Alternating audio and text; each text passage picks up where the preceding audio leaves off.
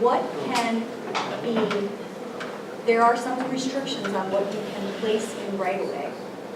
Do you have those with you? Because my concern is, we didn't know that fact necessarily before this meeting, and I hear the residents. I appreciate Ms. Ekman's comments that we want a usable space. I just want to be clear, if we take off the option of the boulevard and now we have this space and that's the only thing we're studying, and then there's restrictions in right-of-way of what can go there, I want to know that. I want to know what those restrictions are. And can you pull it up? The short answer is the process that you go through on a special privilege to put something like a parklet in the right-of-way, that's basically what you'd be looking at, something like that. And that's the process you'd have to go through. And if somebody put a structure in there that you allowed on Monday and you decided on Tuesday that you wanted to take it out, it's out. Because it's your right-of-way. There's no restrictions on height? Well, they're under the state law. I can look at the statute, but as a practical matter, you're not going to have any commercial or private residential building in there. But going back, part of the problem historically, back what happened, I think it was 2010.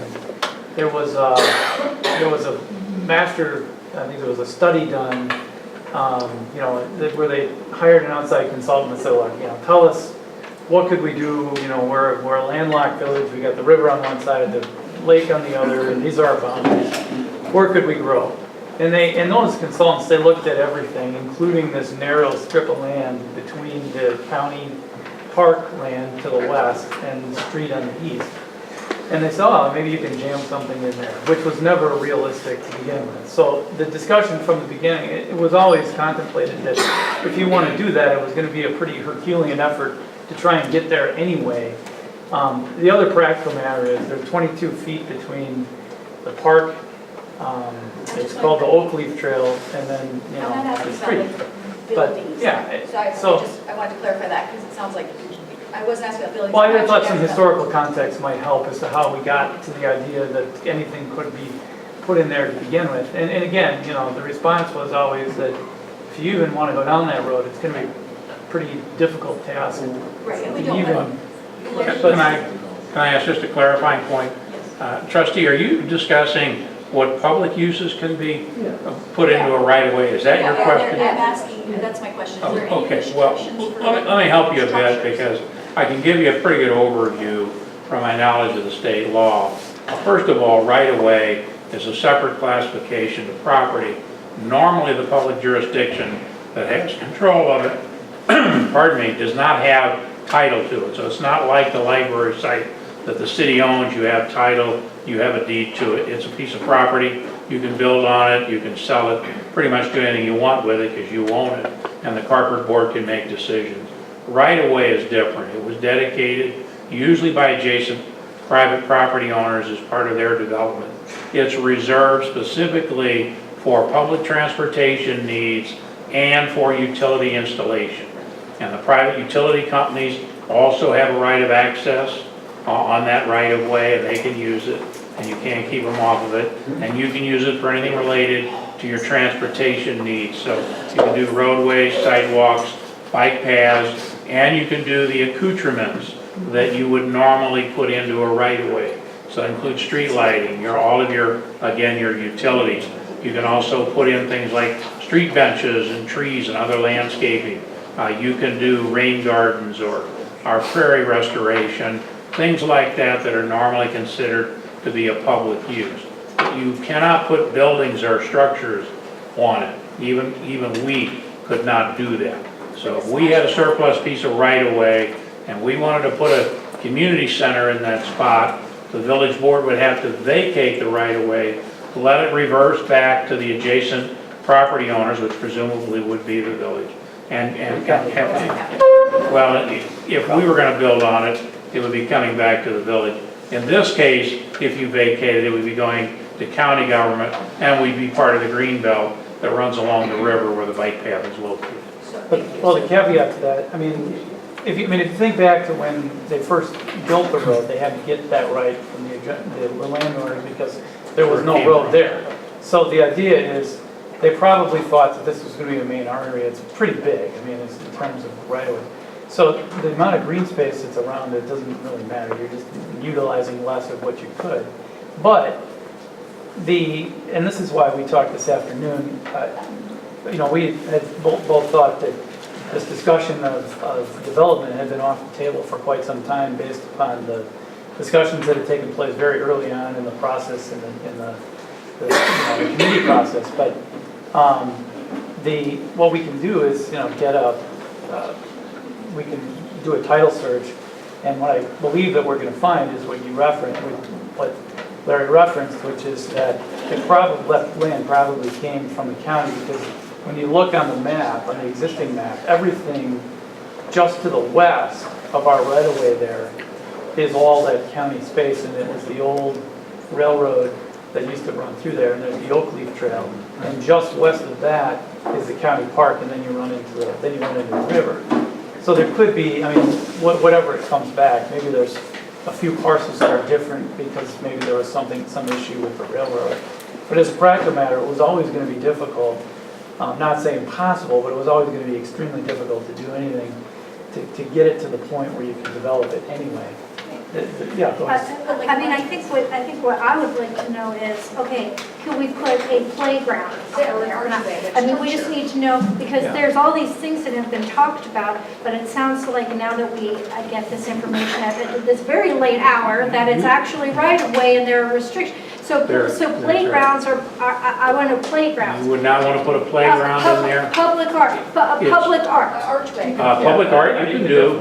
We have a lot of public art and public right-of-ways along roadways. Okay. We usually protect it with a separate easement or So something. maybe some of maybe we You could could do just get something back like that. at another meeting, but the list Yeah. of things that have been talked about and what is actually feasible to do, because a lot of the benefit of the hybrid is that there's usable space. And I agree with Trustee Rozak. I'm not quite, some of the ideas that have been talked about and brought up, I'm not sure are. Or maybe there's no restrictions. That's why I'm asking it. Well, there are some, but yes, we need certainly. for. Well, there are some, and you wouldn't put a building in there. You probably wouldn't put a playground in there. You might put some benches and stuff like that, because a utility company could come along tomorrow and say, I'm sorry, but we have to trench all of this and put in a 6-foot natural gas service line or something, Right, they could take it away. and they'd rip all your stuff out. So you wouldn't want to put anything in here that's expensive or that's kind of a permanent structure or an expensive fixture that could be lost. And the task force, I know early on looked into whether or not, as conceptually, whether it was even feasible to get utilities over there. And I think that's where the discussion went to.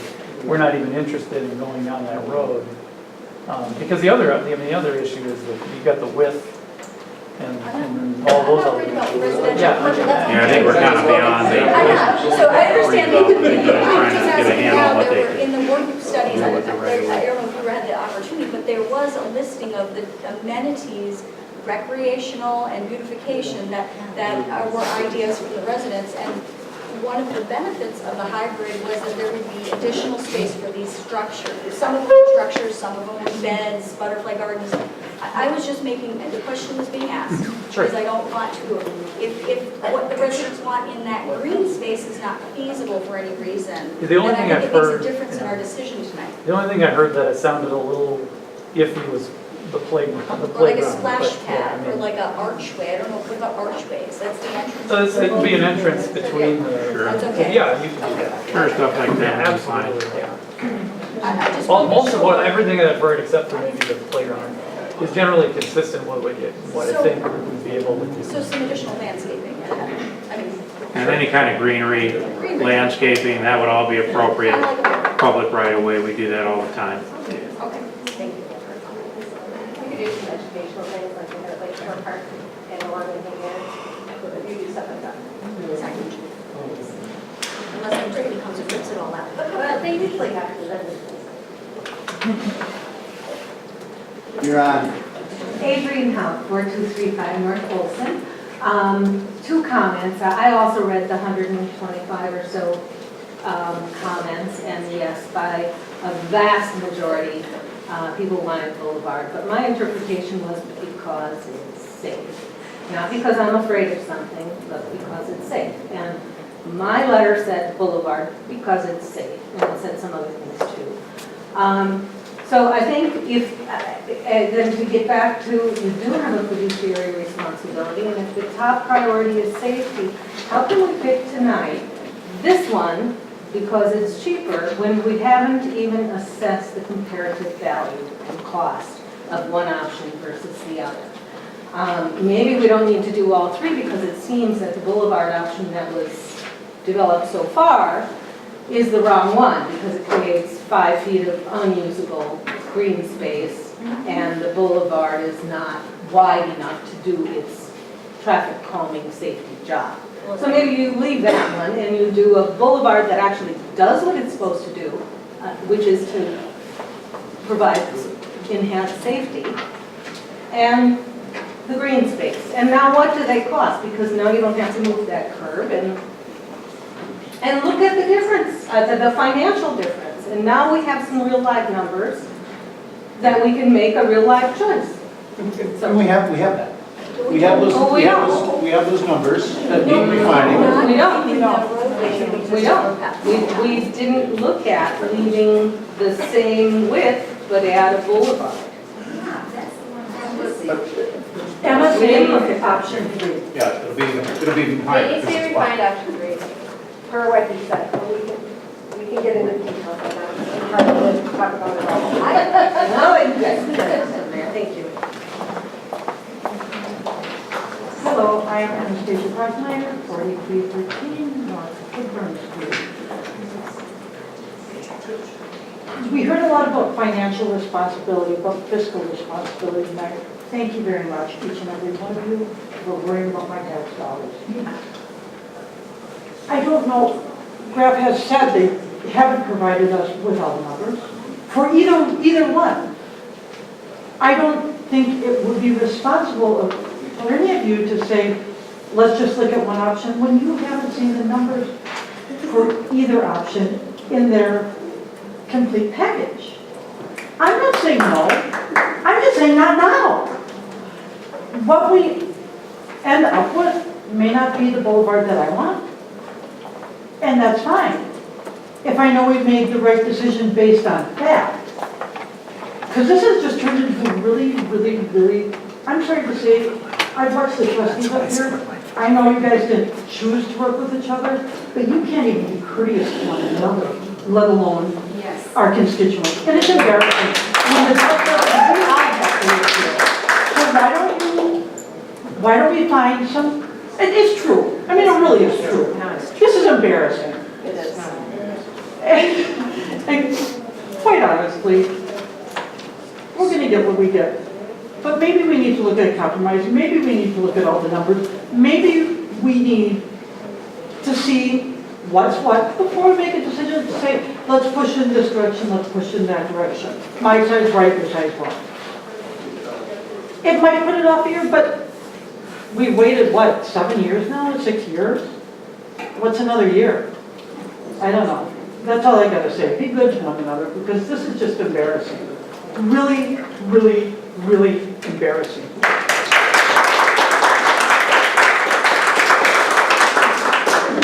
Hi, I'm Jessica Carpenter, 4360 North Alpine. I just wanted to come up and respond to what millennials or what young people who are all moving to choose what we actually want. To me, I live really close to Wilson, and I have a young family. I live on a block with lots of young families, and I chose to live near there so I could train. I trained for my half marathon on the Oak Leaf Trail. I want to be able to get there safely, and I want to be able to cross Wilson easily.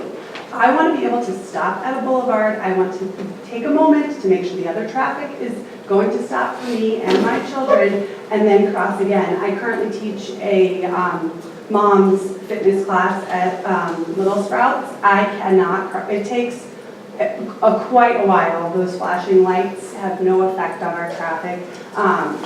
So I really feel strongly about the boulevard, and that space on the west side, while you're saying that some people are saying the boulevard is really not going to be usable, I don't know that field on the west side is going to be usable. I'm not going to take my kids to hang out there. So I guess to me, if it's going to be safer you're gonna have this space that's quote unquote not gonna be usable in the middle of the street. It's not gonna be usable on the west side either. I would be very interested to know who's gonna choose to hang out there, inhale the bus fumes. Like, I'm just not really sure what the purpose of that is. So, yeah, so that's my thoughts. Thanks. Good evening, Barbara Kylie Miller, 4051 North Downer. I would also say I'm in support of Trustee Rozak's amendment to do further study on the boulevard alternative. I think it's inaccurate to say that both options are as safe, and this is not my opinion, it's the opinion of the two engineering firms the village has paid. Last year, MSA gave us a presentation in Village Hall, and they said that the median option was the safest for pedestrian safety. And that made sense, as the consultant said. You only have to cross, at that time, it was 18 feet of pavement before you get to the next safety area, and then before you cross the next lane of traffic. This year, Grace gave us an updated, I think this is the meeting packet for tonight, an updated chart. Again, vastly